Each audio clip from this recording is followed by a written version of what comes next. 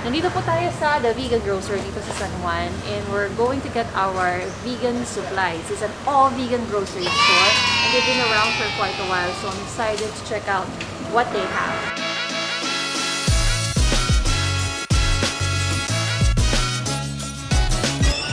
Hello, good morning! Thank you. Guys po. Salamat. Ayan. Ano po pangalan niyo? Arnel po, ma'am. Ano yan? Arnel po. Arnel. Yes po. Okay. Pwede po Hello yun. po. Pwede pa tour? Yes po! Yung mga bago po namin mag-Vigo po nakalagay. Kasi vegan kasi siya, kaya Vigo. Nandito yung mga jar ninyo. Pwedeng pang-ulam. Pag ano, baon-baon nila, pag may picnic. Or sleepover sa kamag-anak na hindi naman vegan. Yes. Chicken spread, Oh my God. chili, ham spread, and liver spread. Ang dami yung chicharon talaga. Yes no? ma'am, marami na po option. Ikaw ba mahilig ka mag-snack? Yes po. Lalo na pag free. Pero pag free? Oo. Ako din. Pareho tayo. Tapos syempre meron din silang parang pang-giniling. Giniling, yes ma'am. Panggawa ng burger. 95 pesos kalahati kilo. Tapos Yes. lalaki pa. Okay, Opo, cool. opo. Diyan ngayon ang gusto kong ganyan. Okay, ano pa? Sa loob ng may Ito wagang ma'am, freezer. mga frozen vegetable naman po. Yung mga naku-whole food. Ito ma'am, export na to siya. Galing po lahat sa Taiwan. Oo. Meron ding bangos. Inilasay ka discuss? Wala na po siya. Wala na. Ito mga local na ma'am. Merong mga pang-barbecue.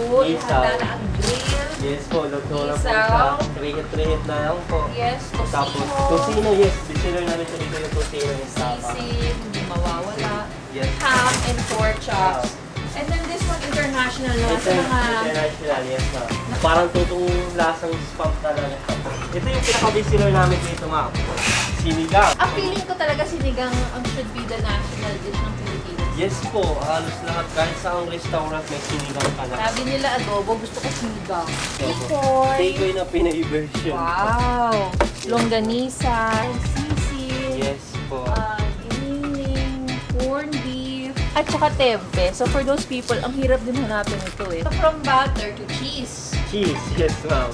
At meron pa kayong aligi ah. Aligi, oh, kung masarap yan parang yung fried rice. Especially here in the Philippines, it can get very hot. So Yes. something refreshing and cold is ice cream. Sa mga nagda-diet, at sa mga hindi masyado ang nagda-diet. Ito fishball mixture. Yes, ma'am. Nice. May client kami dito, binibili siya 10. Talaga Ano na nilalako niya na yun? Hindi po, ano lang. Street food nostalgia ng mga Pilipino Yes. is our fishball mixture. Mas malasa pa nga siya sa totoong fishball talaga yung dito. Yes po, mas Talaga.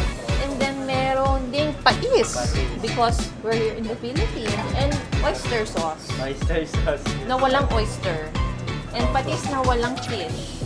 Mga little pasta mga for babies po. Ang Biscuit. cute! Tsaka may pastas po for babies na din. Dahil ang veganism is not just sa mga adults. Pwede rin nang patunayan Yes naman po. na pang babies din.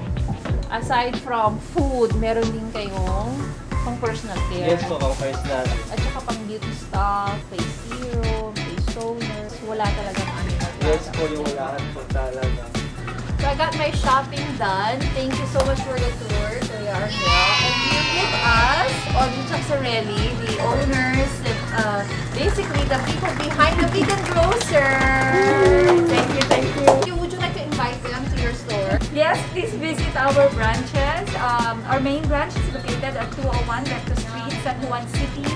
And the south branch is located in Evia Lifestyle Center, second floor inside Market Liberty, Las Piñas. Thank you again, Audrey.